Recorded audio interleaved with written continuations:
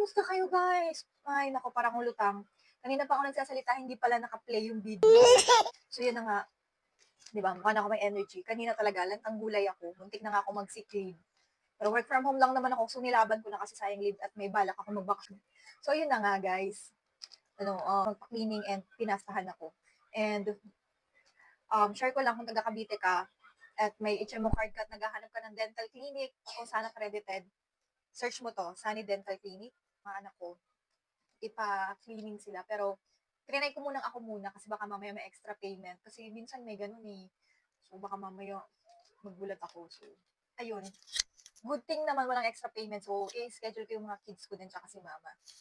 And yun nga guys, wala siyang extra charges guys. Sobrang okay siya. Wala akong binayaran. And, covered siya ng card. So, magme-message ka muna sa Blue App, sa kanya. Tapos, bibigay mo yung card details mo. And then, pag na-approve, tsaka kanila tatawagan at tatanungin kung pwede ka ba sa ganitong date. Ganyan. So, i-grab nyo na guys. Kasi, grabe din, matagal din sila mag-ano eh. Like, almost a week din ako nag-antay ng schedule ko. Ito yung kauna-unahang xylitol ko. From 7-Eleven lang to guys.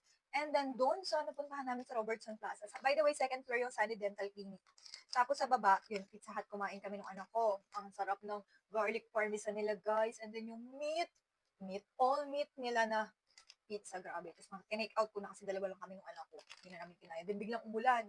So, pumunta muna kami ng Korean grocery, katabi lang ng Pizza Hut, guys. And then, ang dami ko na pamili kasi bala ko sana bumili ng sesame oil. Yung sobrang love ko yung sesame oil. Kumakain ako ng pipino, sinasawsaw ko lang doon, and then paminta at asin.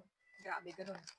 Yun ko siya gusto. Tapos yung anak ko, yung seaweeds, 200 plus, nabudol ako. Tapos ang daming tinuro mga candy doon, naka 900 din ako. And then, may nakita ako, xylitol din siya. Kasi baka mamaya hindi chewing gum. Kasi gusto ko yung hindi chewing gum. Minsan okay din chewing gum. Chewing gum to, guys. So, ito hindi. And then, ngayon, open na siya. Trinay ko kasi after ko kumain ng dinner. Tapos, akala ko parang normal lang, pero Max. Ayun, parang yung flavor ng Max.